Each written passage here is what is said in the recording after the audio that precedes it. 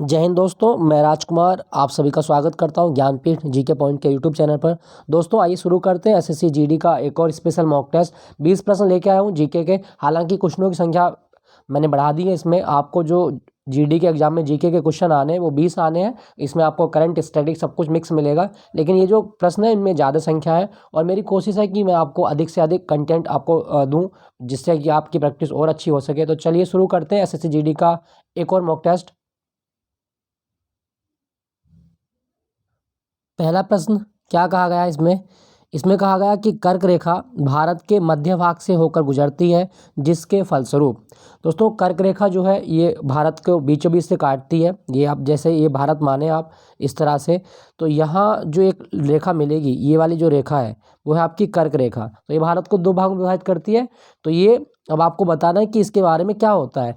दोस्तों जब कर्क रेखा भारत को दो मध्य भाग में विभाजित करती है, तो इससे देश के दक्षिणी भाग में उष्णकटिबंधीय जलवायु पाई जाती है। इसका सही जवाब क्या होगा? ऑप्शन बी, उष्णकटिबंधीय जलवायु पाई जाती है देश के दक्षिणी भाग में, दक्षिणी आधे भाग में। याद रखिएगा दोस्तों, कर्क रेखा की बात करें तो कर्क रेखा जो है ये 23.5 डिग्री उत्तरी अक्षांश पर स्थित होती है, ये आप याद रखिएगा। और कर्क रेखा के बारे में बात करें तो कर्क रेखा दुनिया के 18 देशों से होकर गुजरती है। साथ साथ ये भारत में भी होती है और भारत के 8 राज्य ऐसे हैं जो कर्क रेखा पर स्थित है। मतलब कर्क रेखा भारत के 8 राज्यों से होकर गुजरती है। एक मैप दिखाता हूं आपको दोस्तों, ये है भारत का मैप। ये आप जम्मू कश्मीर देख रहे होंगे ऊपर। तो ये अब देखते हैं कि कर्क रेखा कहाँ से गुजरती है। दोस्तों ये आप एक बीच में लाइन देख रहे होंगे, ये वाली लाइन कर्क रेखा, यही है आपकी कर्क रेखा। ये उत्तर भारत और दक्षिण भारत को विभाजित करती है। तो कर्क रेखा भारत में कहाँ कहाँ से गुजरती है? ये गुजरात के बाद में मध्य प्रदेश के बारे में देखिए, ये राजस्थान का कुछ हिस्सा, ये वाला हिस्सा जो मैंने रंगा है तो ये राजस्थान। तो गुजरात, राजस्थान, मध्य प्रदेश के बाद में ये आपका देखो छत्तीसगढ़, ये वाला हिस्सा। छत्तीसगढ़ के बाद में आपका ये झारखंड, ये वाला हिस्सा। और झारखंड के बाद में आपका ये वेस्ट बंगाल, ये वाला हिस्सा। और उसके बाद में आपका ये आता है आपका वेस्ट बंगाल के बाद में यहाँ पे ये आपका त्रिपुरा, और त्रिपुरा के बाद में ये आपका मिजोरम। तो एक गुजरात, दो राजस्थान, तीन हो गया मध्य प्रदेश, चार छत्तीसगढ़, 5, 6, 7, 8। तो आप ये सबसे पूर्वी राज्य है जहाँ से कर्क रेखा गुजरती है वो है आपका त्रिपुरा। तो भारत के 8 राज्यों से कर्क रेखा गुजरती है। दोस्तों कर्क रेखा की सबसे ज़्यादा लंबाई भारत के कौन से राज्य में है? तो आप ये देख रहे होंगे कर्क रेखा की सबसे ज़्यादा लंबाई है आपकी मध्य प्रदेश में। ये आप देखें गुलाबी वाला जो हिस्सा है ये। और कर्क रेखा की सबसे कम लंबाई कहाँ पर है? इतनी सी मात्र ये वाला भाग। तो ये सबसे कम लंबाई है कर्क रेखा की राजस्थान में। और त्रिपुरा की जो राजधानी है ये कर्क रेखा के सबसे निकटतम है। मतलब भारत में कौन सा शहर कर्क रेखा के निकटतम है? त्रिपुरा की राजधानी सबसे निकटतम मानी जाती है कर्क रेखा के। क्लियर हो दोस्तों? चलिए अगले प्रश्न की ओर चलते हैं फिर। क्वेश्चन संख्या 2, क्या कहा गया है कि शिवालिक का विस्तार किन नदियों के बीच में है? दोस्तों जो शिवालिक है ये पंजाब हिमालय में आता है, तो हमें बताना है कि इसका विस्तार कहाँ पर है। दोस्तों मैं आपको बात करूं तो पोतबार बेसिन और तीस्ता के मध्य है आपका शिवालिक हिमालय। क्या होगा आपका? तीस्ता के मध्य और पोतबार बेसिन के मध्य मिलेगा शिवालिक हिमालय। ठीक है दोस्तों आपको एक मैप दिखाता हूँ। दोस्तों ये एक मैप है, ये आप देखें पंजाब हिमालय, ये पंजाब हिमालय है। पंजाब हिमालय कौन सी नदियों के बीच में है? तो ये है आपका इंडस मतलब सिंधु, और ये है आपका सतलज। तो सिंधु और सतलज के बीच में मिलेगा आपको पंजाब हिमालय। उसके बाद में आ जाते हैं ये जो नीचे है आपका थोड़ा सा दक्षिण में जाके, तो ये है आपका कुमाऊं हिमालय। कुमाऊं हिमालय किसके बीच में स्थित है? तो आप देख रहे होंगे ये सतलज है, और सतलज के नीचे आप देखेंगे तो वो कौन सी नदी आ रही है आपकी? ये है आपका काली नदी। तो सतलज और काली नदी के बीच में स्थित है आपका कुमाऊं हिमालय, ये वाला भाग, ये आप देख रहे होंगे, ये कुमाऊं हिमालय का भाग बनता है। ये आपकी ऊपर सतलज है, ये वाली ऊपर सतलज, और नीचे आपकी काली नदी, इनके बीच में स्थित है कुमाऊं हिमालय। और हम बात करें तो यहाँ पे देखें नेपाल हिमालय, ये नेपाल हिमालय है आपका। और नेपाल हिमालय ये काली नदी आ गई, और काली नदी के बाद में आपका तीस्ता नदी। तो नेपाल हिमालय काली और तीस्ता नदी के बीच में है ये वाला भाग, ये आप देख रहे होंगे। उसके बाद में यहाँ देखें सबसे बेस्ट में मतलब सबसे पूरब की साइड में हम देखें तो ये है आपका पूर्वी हिमालय मतलब असम हिमालय, ये वाला भाग असम हिमालय। तो असम हिमालय कौन सी नदियों के बीच में आता है? ये आपकी तीस्ता है और ये आपकी ब्रह्मपुत्र है।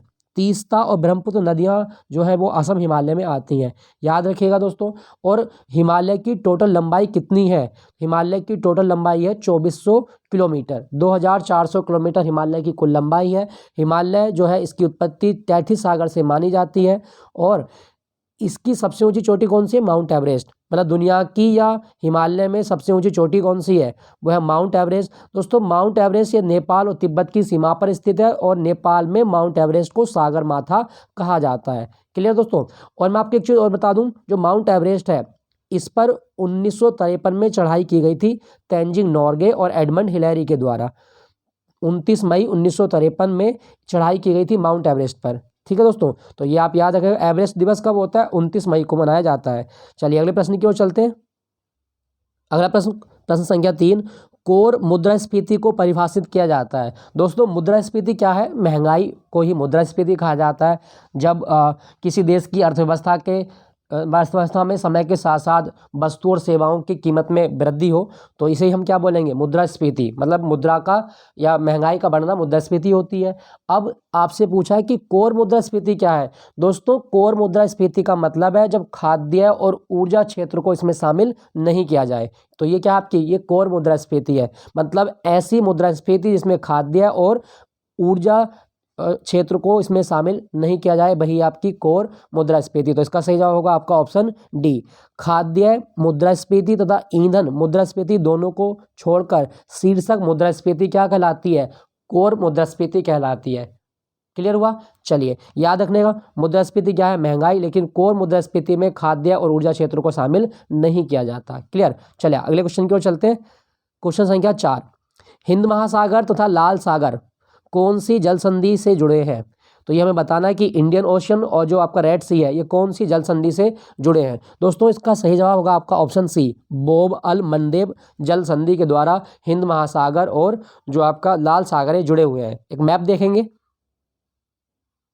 दोस्तों, ये एक मैप है और इधर आप देखेंगे ये है हमारा रेड सी, लाल सागर, और इधर ये जो छोटा सा संकरा मार्ग है ये वाला भाग, ये आप देख रहे होंगे ये वाला भाग, ये है आपका बोब अल मंडप जल संधि। और इसको आप थोड़ा सा ऊपर उठा के देखें तो ये है आपका इंडियन ओशियन।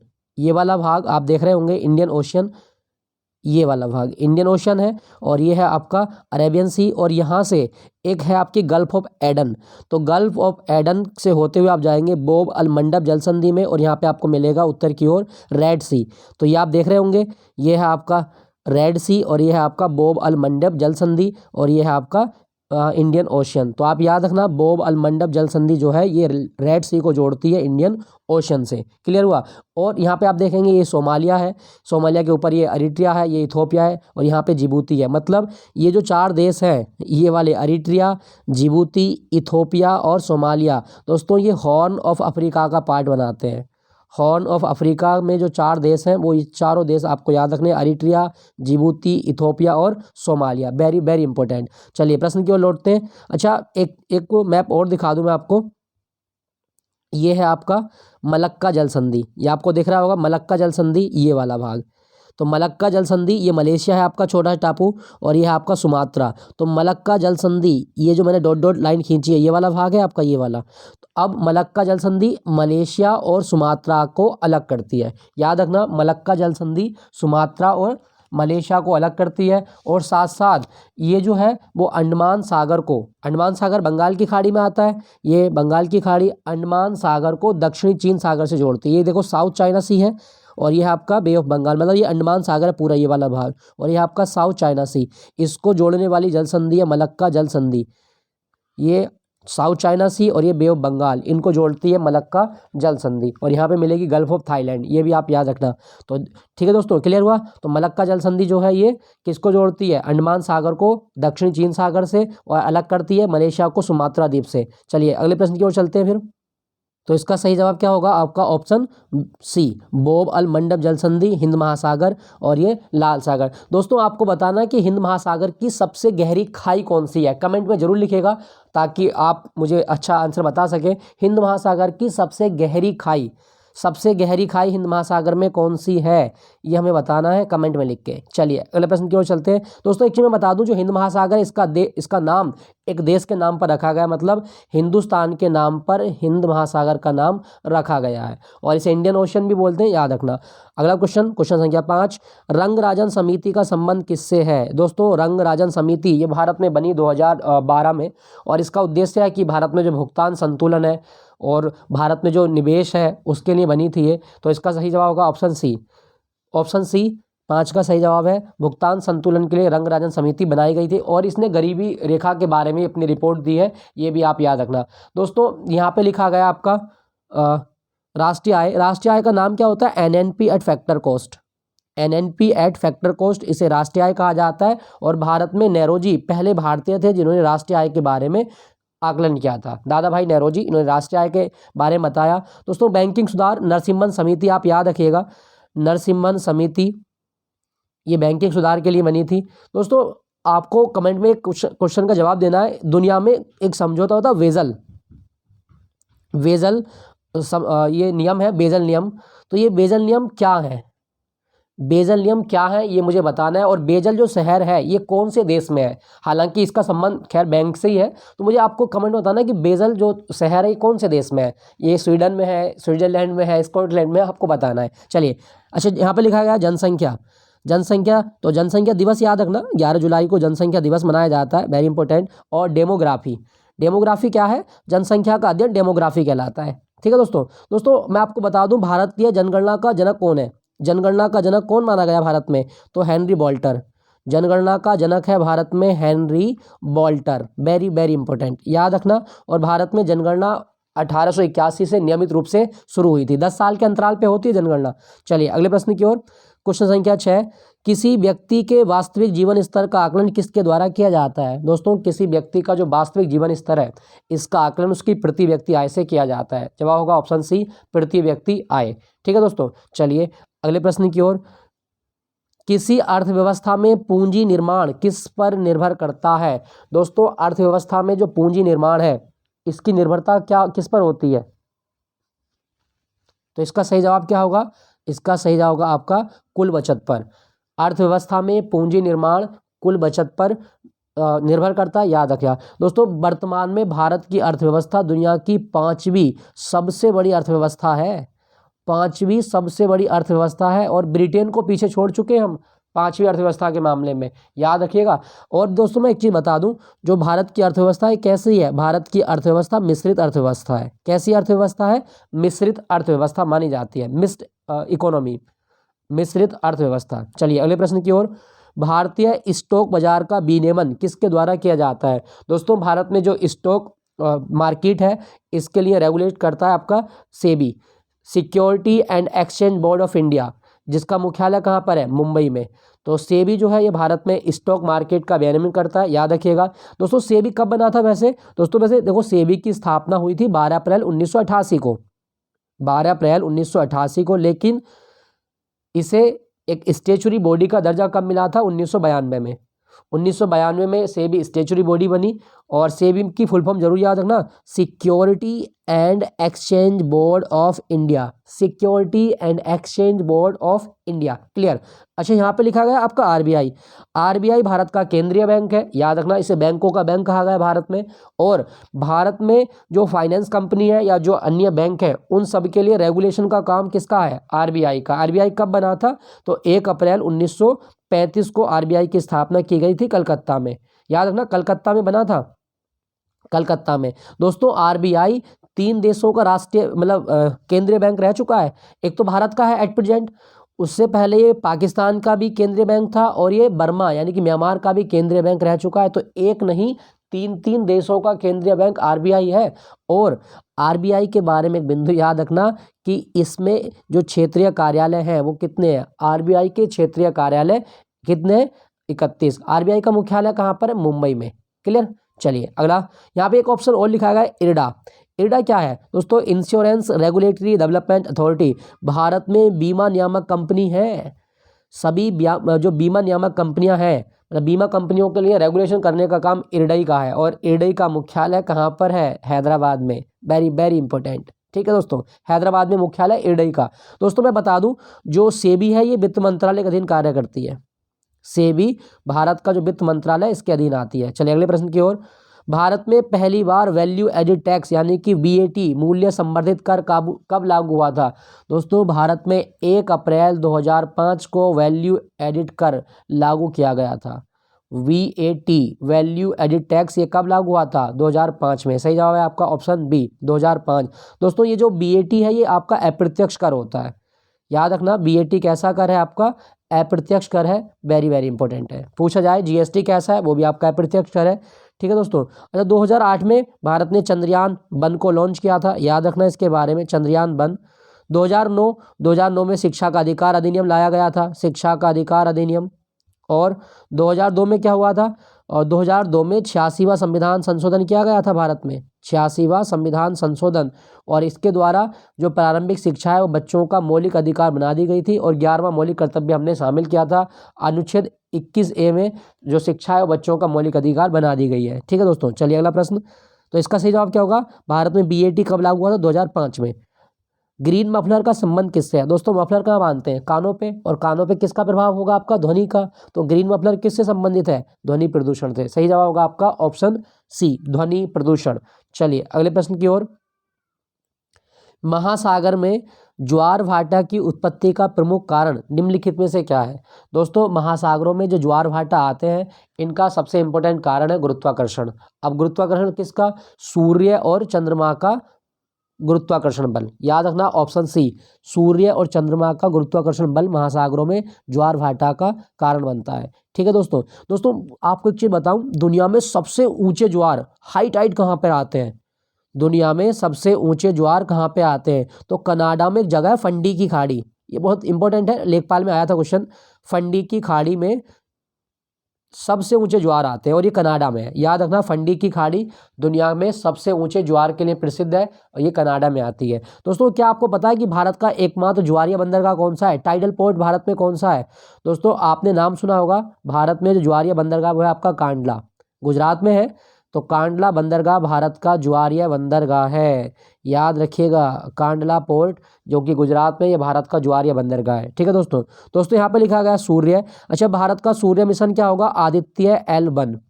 आदित्य L1 ये भारत का सूर्य मिशन है, जून 2023 में लॉन्च करेगा इसरो इसको। और इसके लिए जो वैज्ञानिक है वो है डॉक्टर सुब्रमण्यम, याद रखना। और सूर्य का प्रकाश कितने समय में पृथ्वी पर आता है? 8 मिनट 20 सेकंड में आता है। सूर्य में लगातार ऊर्जा बनती है, किस कारण से? नाभिकीय संलयन के कारण से बनती है। सूर्य का अधिकांश भाग किसका बना हुआ है? दोस्तों सूर्य का अधिकांश भाग हाइड्रोजन का बना हुआ है। किसका? हाइड्रोजन का, याद रखिएगा, वेरी वेरी इंपॉर्टेंट है। चलिए अगला प्रश्न। कौन सा राष्ट्रीय उद्यान एशियाई बब्बर शेरों के लिए प्रसिद्ध है? दोस्तों एशियाई बब्बर शेर या एशियाई लोयन भारत में कहाँ मिलते हैं? गिर नेशनल पार्क में। कहाँ पर दोस्तों? गिर नेशनल पार्क। वर्ष 1965 में गिर नेशनल पार्क की स्थापना की गई और इसे दुनिया में एशियाई शेरों का प्राकृतिक हैबिटेट माना जाता है। याद रखना गिर नेशनल पार्क कहाँ पर है? तो गिर नेशनल पार्क कहाँ पर है आपका? गुजरात में। क्या समझे? गुजरात। और गुजरात का कौन सा जिला? गुजरात के 2 जिले जूनागढ़ और अमरेली। जूनागढ़ और अमरेली जिले में गिर नेशनल पार्क है। यहाँ पे लिखा गया राजाजी। राजाजी राष्ट्रीय उद्यान है आपका उत्तराखंड में। उत्तराखंड में है आपका। उत्तराखंड में क्या है? जिम कॉर्बेट भी है, गोविंद पशु विहार भी है, बिनसर का जंगल भी है, गंगोत्री नेशनल पार्क उत्तराखंड में है। पेंच। दोस्तों पेंच आपके 2 हैं, एक पेंच मध्य प्रदेश में है और एक पेंच महाराष्ट्र में है। अब मध्य प्रदेश वाला जो पेंच है यहाँ पर रुडयार्ड किपलिंग को प्रेरणा मिली है जंगल बुक लिखने की, याद रखिएगा। रुडयार्ड किपलिंग ने जो जंगल बुक लिखी है उसकी प्रेरणा कौन से नेशनल पार्क से ली उन्होंने? तो पेंच टाइगर रिजर्व या पेंच उद्यान से ली है। रुडयार्ड किपलिंग ने क्या लिखी है? जंगल बुक। और जंगल बुक का सबसे प्रसिद्ध करैक्टर है मोगली। मोगली सबसे प्रसिद्ध करैक्टर है जंगल बुक में, याद रखिएगा। रुडयार्ड किपलिंग की बुक है और पेंच राष्ट्रीय उद्यान से ही प्रेरणा इनको मिली थी, याद रखना। ठीक है दोस्तों मैं आपको बता दूं भारत का पहला नेशनल पार्क कौन सा था? तो भारत का पहला नेशनल पार्क है हैली नेशनल पार्क, जिसे वर्तमान में जिम कॉर्बेट के नाम से भी जाना जाता है। 1936 में स्थापना हुई थी, ये आप याद रखिएगा। भारत में नई वन नीति कब लागू की गई? तो भारत में नई वन नीति कब लागू की गई? इसका सही जवाब होगा आपका ऑप्शन सी, 1988 में नई वन नीति को लागू किया गया है, याद रखिएगा। दोस्तों वन किस सूची का विषय है? तो वन संवर्ती सूची का विषय है। किस सूची का विषय? समवर्ती सूची का विषय है। इंपॉर्टेंट, भारतीय वन सेवा की शुरुआत कब हुई है? तो भारतीय वन सेवा की शुरुआत हुई थी 1966 में। भारतीय वन सेवा की शुरुआत कब हुई? 1966। और भारतीय वन सेवा एक अखिल भारतीय सेवा है, याद रखना। भारत में वन अनुसंधान केंद्र कहाँ पर है? तो भारत में वन अनुसंधान केंद्र है आपका देहरादून में। वन अनुसंधान केंद्र देहरादून, याद रखना इसके बारे में। और एक चीज़ मैं आपको बता दूं, जो एक आंदोलन हुआ भारत में वनों की कटाई को रोकने के लिए, वो था चिपको आंदोलन। बड़ा फेमस है ये चिपको आंदोलन, और ये वनों की कटाई से संबंधित है। 1973 में सुंदरलाल बहुगुणा के नेतृत्व और गंगा देवी के नेतृत्व में चमोली जिले से इसकी शुरुआत हुई थी चिपको आंदोलन की। ठीक है दोस्तों, यहाँ पे लिखा गया दोस्तों 1991 भारत में एलपीजी या उदारीकरण की नीति कब आई थी? 1991 में आई थी, याद रखिएगा। अगला क्वेश्चन, कौन सी झील ग्रेट लेक्स के अंतर्गत नहीं आती? तो ग्रेट लेक्स दोस्तों, इसके लिए एक ट्रिक है, होम्स, ये आप याद रखना। ह्यूरन, ओंटेरियो, मिशिगन, इरी और superior. Hurun, Ontario, Michigan, eri और सुपीरियर, ये 5 झील आती हैं ग्रेट लेक्स के अंतर्गत। तो कौन सी झील नहीं आई इसमें? तो इसका सही जवाब होगा इसमें ग्रेट बैरियर नहीं आई, याद रखना। ग्रेट लेक्स, एक मैप दिखाता हूँ दोस्तों, ये एक मैप है, और देखें ये जो बाउंड्री जा रही है आपकी, ये है बाउंड्री आपकी, ये बाउंड्री आप देख रहे होंगे, ये कनाडा और अमेरिका की सीमा है। अब यहाँ देखें तो ये 5 छोटी छोटी आपकी झील मिलेंगी आपको इसमें। सबसे उत्तर की ओर देखेंगे तो यह आपका लेक सुपीरियर, मतलब सुपीरियर झील। इसके इधर आएंगे तो यह आपकी मिशिगन टोटली पूरी अमेरिका के अंदर है, ये देखें मिशिगन पूरी अमेरिका में है। अब लेक ह्यूरन, ये कनाडा और अमेरिका की सीमा पर है ये वाला। उसके बाद में आप इधर देखेंगे थोड़ा साउथ की ओर चल के, तो ये आप देख रहे होंगे ऑन्टेरियो, ये भी अमेरिका और कनाडा की सीमा पे है ऑन्टेरियो। और यह लेक ईरी। तो ये 5 झील है, सुपीरियर, मिशिगन, ह्यूरन, ऑन्टेरियो और आपका है कौन सा है? एरी। ये 5 झील आती हैं दोस्तों। ये जो अमेरिका और कनाडा की सीमा है, यहाँ पर आपको मिलेगी 49वीं समानांतर रेखा। 49वीं समांतर रेखा ये अमेरिका और कनाडा को अलग करती है उत्तरी अमेरिका महाद्वीप में। 5 झीलें याद रखना, सुपीरियर, मिशिगन, ह्यूरन, एरी और ऑन्टेरियो। क्लियर? चलिए प्रश्न की ओर लौटते हैं। सही जवाब क्या होगा? ग्रेट बैरियर, ये ग्रेट लेक्स में नहीं आती। अगला प्रश्न, किसी राज्य में राष्ट्रपति शासन की घोषणाओं को मंजूरी देने वाला प्रस्ताव संसद के दोनों सदनों द्वारा निम्नलिखित में से किस बहुमत के द्वारा पारित होना चाहिए? तो दोस्तों, जो राष्ट्रपति का शासन है, इसके लिए जो प्रस्ताव पारित होता है वो साधारण बहुमत से पारित होता है। आर्टिकल 356 के तहत राष्ट्रपति शासन लगाया जाता है, इसे राज्य आपातकाल भी कहा जाता है। आर्टिकल 356 याद रखिएगा। तो इसमें कौन सी प्रक्रिया होती है? इसमें साधारण बहुमत की प्रक्रिया अपनाई जाती है। क्लियर? चलिए अगला क्वेश्चन, सर्वोच्च न्यायालय की स्थापना के संदर्भ में निम्नलिखित में से कौन सा कथन सही है? दोस्तों, भारत में जो सबसे पहला फेडरल कोर्ट बना वो बना था 1773 के रेगुलेटिंग एक्ट के द्वारा 1774 में। कलकत्ता में स्थापना हुई, बिल्कुल सही है। अब इसमें है कि लेमेस्टर इस न्यायालय के प्रथम मुख्य न्यायाधीश थे। तो लेमेस्टर इसके न्यायाधीश नहीं थे, कौन थे? जॉर्ज ग्वायर, ये ग्वायर थे इसके जो जज थे। ये आपका गलत है, तो हमें बताना सही कथन। तो सही कथन केवल कौन सा था? कलकत्ता में स्थापना हुई थी, मतलब केवल एक सही है, याद रखिएगा, केवल एक सही है इसका, और बाकी ये वाला आपका गलत है। चलिए अगला बिंदु की ओर चलते हैं। अगला क्वेश्चन, कौन से संविधान संशोधन के द्वारा लोक सेवा आयोग के सदस्यों की सीमा 60 वर्ष से बढ़ाकर 62 वर्ष कर दी गई थी? मतलब लोक सेवा आयोग में जो यूपीएससी के मेंबर हैं उनको रिटायरमेंट 62 साल की एज में मिलेगा। ये कौन से संविधान संशोधन के द्वारा किया गया था? दोस्तों, इसका सही जवाब है आपका ऑप्शन ए, 41वें संविधान संशोधन के द्वारा इनकी आयु 60 से बढ़ाकर कितनी कर दी गई? 62 कर दी गई। दोस्तों, यहाँ पे लिखा गया 42वें संविधान संशोधन। 42वें संविधान संशोधन को लघु संविधान कहा जाता है, मिनी कॉन्स्टिट्यूशन कहा जाता है। 1976 में ये संविधान संशोधन हुआ और इसके द्वारा मौलिक कर्तव्य हमने शामिल किए संविधान में सरदार स्वर्ण सिंह समिति की सिफारिश पर। दोस्तों, एक चीज़ मैं आपको और बताऊँ, जो आपका 42वां संविधान संशोधन है, इसके द्वारा हमारी प्रस्तावना में अमेंडमेंट हुआ और प्रस्तावना में 3 शब्द जोड़े हमने, समाजवादी, पंथनिरपेक्ष और अखंडता। समाजवादी, पंथनिरपेक्ष और अखंडता शब्द हमने संविधान की प्रस्तावना में जोड़े थे, याद रखिएगा।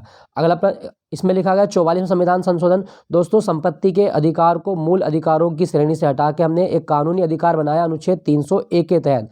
तो ये कौन से संविधान संशोधन के तहत है? ये होगा आपका 44वें संविधान संशोधन के तहत। अगला प्रश्न, संसदीय प्रक्रिया में शून्यकाल के संदर्भ में कौन सा कथन सत्य है? दोस्तों शून्यकाल दुनिया में जो संसदीय नवाचार है ये भारत की देन है, बिल्कुल सही।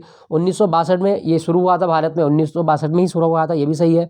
यह अनौपचारिक साधन है जिसमें संसद सदस्य बिना पूर्व सूचना के मामले उठा सकते हैं, ये भी सही है। तो ये तीनों कथन सत्य हैं, ये आप याद रखना। शून्यकाल कब स्टार्ट हुआ था? 1962 में, भारत की देन है, याद रखना। क्या कहा गया? प्रोटेम स्पीकर को कौन नियुक्त करता है? दोस्तों प्रोटेम स्पीकर ये भारत के संविधान में कहीं पर भी उल्लेखित नहीं है और ये एक व्यवहारिक पद है और इसकी जो नियुक्ति होती है वो भारत का राष्ट्रपति करता है। प्रोटेम स्पीकर का काम क्या है कि ये संसद के जो सदस्य हैं, जो नई लोकसभा गठित हुई उसके जो सदस्य हैं उनको शपथ दिलाता है, उनको शपथ दिलाने का काम करता है प्रोटेम स्पीकर। और प्रोटेम स्पीकर कौन बनाया जाता है? जो लोकसभा में वरिष्ठ सदस्य होगा। दोस्तों यहाँ वरिष्ठता का आधार बार बार चुनाव जीतना आयु नहीं है। बार बार चुनाव जीतने वाले या अधिक बार चुनाव जीतने वाले व्यक्ति को क्या बनाया जाएगा? प्रोटेम स्पीकर बनाया जाएगा। और ये टेम्परेरी होता है, कुछ ही दिन के लिए काम करेगा, जब तक कोई स्थायी स्पीकर लोकसभा का नहीं बन जाता तब तक प्रोटेम स्पीकर उसकी जगह काम करता है, स्पीकर की जगह। याद रखना राष्ट्रपति के द्वारा नियुक्त होता है, इंपॉर्टेंट है। अच्छा आपसे पूछा जाए कि मंत्रिपरिषद का मुखिया कौन होता है? तो प्रधानमंत्री होता है। लोकसभा के अध्यक्ष कौन थे भारत में? पहले जीबी मावलंकर। अभी कौन है? तो अभी हैं आपके ओम बिरला। जीबी मावलंकर ये भारत की पहली लोकसभा के अध्यक्ष है, याद रखिएगा। अगला क्वेश्चन, कौन सा कथन सत्य नहीं है? यह हमें बताना है। राष्ट्रपति का मासिक वेतन 5 लाख रुपए है, सही है। राष्ट्रपति का वेतन आयकर से मुक्त है, सही है। राष्ट्रपति देश का संवैधानिक प्रमुख होता है, ये भी सही है। राष्ट्रपति अनुच्छेद 76 के तहत दोषी ठहराए गए किसी व्यक्ति को क्षमा कर सकता है, ये गलत है। दोस्तों ये राष्ट्रपति की क्षमादान शक्ति अनुच्छेद 72 में आती है, 76 में नहीं आती, 72 में आती है, तो यही आपका गलत है। चलिए अगले प्रश्न की ओर। भारत के संविधान में केंद्र तथा राज्यों के बीच शक्तियों का विभाजन उल्लेखित है। दोस्तों भारत के संविधान में जो केंद्र और राज्यों के बीच शक्ति का विभाजन किया गया, ये भारत शासन अधिनियम 1935 के द्वारा किया गया है। सही जवाब है आपका ऑप्शन ए, भारत शासन अधिनियम 1935। और भारत शासन अधिनियम को 1935 को गुलामी का अधिनियम कहा था, किसने? पंडित जवाहरलाल नेहरू ने। दोस्तों भारतीय संविधान का 60 से 70% हिस्सा भारत शासन अधिनियम 1935 से ही लिया गया है, याद रखना। इसके द्वारा भारत में केंद्रीय बैंक की स्थापना की गई है, भारत शासन अधिनियम के द्वारा। और भारत में मतलब केंद्र के अंदर जो द्वैध शासन था, जो प्रांतों का द्वैध शासन था, उसको समाप्त किया गया। अब ये केंद्र में लागू कर दिया गया था। 1919 इसमें क्या हुआ था? 1919 में महिलाओं को वोट डालने का अधिकार मिला है और लोक लेखा समिति बनाई गई थी इसी के द्वारा। उसके बाद में 1892 में अप्रत्यक्ष चुनाव प्रणाली शुरू की गई है भारत में। अप्रत्यक्ष चुनाव ये 1892 के द्वारा हुआ था। अगला क्वेश्चन, जूनागढ़ रियासत को किस माध्यम से शामिल किया गया था? दोस्तों जूनागढ़ रियासत जो भारतीय संघ में शामिल हुई, ये जन्म संग्रह से हुई थी। कब हुई थी? 9 नवंबर सन 1947 को। 9 नवंबर सन 1947 को। अच्छा पुलिस कार्रवाई के द्वारा हैदराबाद रियासत को शामिल किया गया था और इसका नाम था कार्रवाई का ऑपरेशन पोलो। ऑपरेशन पोलो हैदराबाद रियासत में कैप्चर किया गया था 1948 में। अगला प्रश्न, भारतीय संविधान की 22 भाषाओं का उल्लेख संविधान की किस अनुसूची में किया गया है? दोस्तों 22 भाषाओं का उल्लेख संविधान की 8वीं अनुसूची में है, सही जवाब होगा आपका ऑप्शन बी। और ये भाग 17 है, भाग 17 8वीं अनुसूची। 22 भाषाएं, मूलतः कितनी भाषाएं थी? 14। उसके बाद में 15वीं भाषा सिंधी थी जो 21वें संविधान संशोधन के द्वारा जोड़ी गई, सिंधी के बाद में 71वां संविधान संशोधन हुआ था और इसके द्वारा नेपाली, मणिपुरी और कोंकणी, इन 3 भाषाओं को जोड़ा गया। 15 और 3 18 हो गई, नेपाली, मणिपुरी और कोंकणी। 71वां संविधान संशोधन हुआ था इनके लिए, 71वां संविधान संशोधन। फिर 92वां संविधान संशोधन करा हमारी संसद ने और 92वें संविधान संशोधन के द्वारा क्या हुआ था? हमारे संसद 8वीं अनुसूची में बोडो, डोगरी, मैथिली और संथाली भाषा को जोड़ा गया था। बोडो, डोगरी, मैथिली और संथाली भाषा को जोड़ा गया। क्लियर? ठीक है दोस्तों, यहाँ पे लिखा गया आपका 11वीं अनुसूची। दोस्तों पंचायती राज का उल्लेख करती है 11वीं अनुसूची, 73वें संविधान संशोधन के द्वारा जोड़ी गई थी। यहाँ पे लिखा गया आपका 7वीं अनुसूची। दोस्तों 7वीं अनुसूची 3 सूचियों में विभक्त है, जिसमें संघ सूची और राज्य सूची और कंकरेंट लिस्ट समवर्ती सूची आती है। 9वीं अनुसूची जो भारत में पहला संविधान संशोधन हुआ उसके द्वारा 9वीं अनुसूची जोड़ी गई और ये भूमि सुधार का उल्लेख करती है, भूमि सुधार। याद रखिएगा इसके बारे में। कितनी अनुसूची है? तो 12 अनुसूची है टोटल, याद रखना। वैदिक काल में अपराधियों को पकड़ने का कार्य कौन करता था? तो वैदिक काल में अपराधियों को पकड़ने का कार्य करता था वो है आपका उग्र करता था, याद रखना। अगला क्वेश्चन, द्वितीय क्रम के प्रमुख जैन तीर्थंकर कौन थे? दूसरे जैन तीर्थंकर कौन हुए? तो इसका सही जवाब होगा आपका ऑप्शन डी अजीतनाथ। दूसरे जैन तीर्थंकर हैं अजीतनाथ। कितने तीर्थंकर हुए जैन धर्म में? 24। 24 में कौन थे आपके? महावीर स्वामी। और महावीर स्वामी जो है इनको जिन की उपाधि मिली। जिन मतलब जिसने अपनी इंद्रियों को जीत लिया है। ठीक है दोस्तों। दोस्तों ये तो जीके के क्वेश्चन थे 25। आपको कुछ स्पोर्ट के क्वेश्चन भी जीडी में आएंगे तो उनकी प्रैक्टिस कराता हूँ। चलिए, क्या गया है, क्या कहा गया? पहली बार क्रिकेट को ओलंपिक में कब शामिल किया गया? दोस्तों एकमात्र ओलंपिक ऐसा हुआ जिसमें क्रिकेट को शामिल किया गया और वो था आपका वर्ष 1900 का पेरिस ओलंपिक। याद रखिएगा। तो इसका सही जवाब क्या है? वर्ष 1900 का पेरिस ओलंपिक। क्रिकेट को एक ही बार ओलंपिक का हिस्सा बनाया गया। ठीक है दोस्तों। उसके बाद में देखें, रोबर्स कप किस खेल से संबंधित है? दोस्तों रोबर्स कप फुटबॉल से संबंधित है। याद रखना, फुटबॉल। अगला क्वेश्चन, अंतर्राष्ट्रीय ओलंपिक समिति का मुख्यालय कहाँ पर है? दोस्तों अंतर्राष्ट्रीय ओलंपिक समिति ये लॉजेन में, स्विट्जरलैंड में। याद रखिएगा। अगला है आपका, कबड्डी में खिलाड़ियों की संख्या कितनी होती है? दोस्तों कबड्डी में खिलाड़ियों की संख्या होती है 7। और 2025 का कबड्डी वर्ल्ड कप कहाँ पे होगा? ब्रिटेन में। 2025 का कबड्डी वर्ल्ड कप ब्रिटेन में होगा। किस खेल को पिंग पोंग कहा जाता है? दोस्तों पिंग पोंग कहा जाता है टेबल टेनिस को। चीन का राष्ट्रीय खेल है टेबल टेनिस और इसे पिंग पोंग कहा जाता है। भारत के खिलाड़ी का नाम याद रखना, मनिका बत्रा। मनिका बत्रा कौन सा खेल खेलती है? Table tennis. दोस्तों एक और याद रखना, अचंता शरत कमल कौन सा खेल खेलता है? ये कमेंट में बताना है। अचंता शरत कमल। और इन्हें क्या मिला? इन्हें 2022 के लिए मेजर ध्यानचंद खेल रत्न दिया गया। अचंता शरत कमल। अगले बिंदु की ओर चलते हैं। अगला प्रश्न है, फीफा का मुख्यालय कहाँ पर है? दोस्तों फीफा फुटबॉल की अंतर्राष्ट्रीय संस्था, इसका मुख्यालय ज्यूरिख स्विट्जरलैंड में। याद रखिएगा। उसके बाद में बिशप और रुख किस खेल की शब्दावली है? दोस्तों शतरंज में ऊंट को बिशप कहा जाता है और हाथी को रुख कहा जाता है। तो इसका सही जवाब क्या होगा? शतरंज। याद रखना। दोस्तों क्या आप बता सकते हैं कि भारत का वो खिलाड़ी कौन सा था जिसने विश्व चैंपियन मैग्नस कार्लसन को हराया? हालांकि फाइनल नहीं जीता, लेकिन कौन ऐसा व्यक्ति है भारत के अंदर, कौन ऐसा खिलाड़ी है उभरता हुआ? तो आप याद रखना, आर प्रज्ञानंदा भारत में वो खिलाड़ी हैं जिन्होंने विश्व चैंपियन मैग्नस कार्लसन को हरा दिया था। हालांकि ये फाइनल नहीं जीते, लेकिन रिकॉर्ड है इनका अपने आप में। अगला क्वेश्चन, क्रिकेट की एशेज सीरीज किस देश के बीच खेली जाती है? दोस्तों फेमस क्वेश्चन, एशेज सीरीज 2 ही देशों के बीच होती है, इंग्लैंड और ऑस्ट्रेलिया। याद रखिएगा, इंग्लैंड और ऑस्ट्रेलिया के बीच होती है एशेज सीरीज।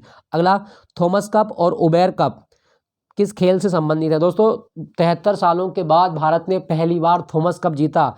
उबेर कप और थॉमस कप दोनों बैडमिंटन के लिए है। उबेर कप ये फीमेल के लिए होता है और जो थॉमस कप है ये मेल के लिए होता है। Male badminton Thomas cup. अगला क्वेश्चन, भारतीय ओलंपिक संघ की पहली महिला अध्यक्ष कौन बनी है? तो भारत के इतिहास में जो भारतीय ओलंपिक संघ है 1927 में बना, इसकी जो अध्यक्ष बनी पहली महिला वो है पीटी उषा। इनका पूरा नाम है पुल्ला उल्लाकांडी थक्के पराम्बिल उषा। केरल के पयोली गांव से इनका संबंध है। याद रखना, इन्हें उड़न परी कहा जाता है और इनकी आत्मकथा का नाम है golden girl. Very important, golden girl किसकी आत्मकथा है? पीटी उषा की आत्मकथा का नाम है गोल्डन गर्ल। अगला क्वेश्चन देखें, इसमें कहा गया कि कौन सा ग्रैंड स्लैम लंदन में खेला जाता है? दोस्तों लंदन में होता है विंबलडन ओपन, ये लंदन में खेला जाता है और ये जो है ग्रास कोर्ट पर खेला जाता है विंबलडन। याद रखिएगा। अगला, गोल किसकी आत्मकथा का शीर्षक है? दोस्तों हॉकी का जादूगर कहे जाने वाले मेजर ध्यानचंद की आत्मकथा का नाम है गोल। वेरी वेरी इंपॉर्टेंट, ध्यानचंद को हॉकी का जादूगर कहा जाता है और 29 अगस्त को राष्ट्रीय खेल दिवस होता है, ध्यानचंद का जन्मदिन। ध्यानचंद का जन्म उत्तर प्रदेश के प्रयागराज जिले में हुआ था। याद रखना, इंपॉर्टेंट है। मुमताज खान का संबंध किस खेल से है? दोस्तों मुमताज खान भारत में एक खिलाड़ी हैं और इनका संबंध है हॉकी से। 2022 में सबसे उभरते हुए खिलाड़ी का अवार्ड हॉकी में किसे मिला था? वो है आपका मुमताज खान। महिलाओं में जो है ये मुमताज खान को दिया गया है। Very important. तो दोस्तों ये थे आपके एसएससी जीडी के स्पेशल मॉक टेस्ट और आई होप ये सेशन आपको अच्छा लगा होगा। मिलता हूँ अगले मॉक टेस्ट के साथ, तो तब तक अपना ख्याल रखिएगा, मेरे साथ बने रहें। Thank you for watching Jnanpith GK point.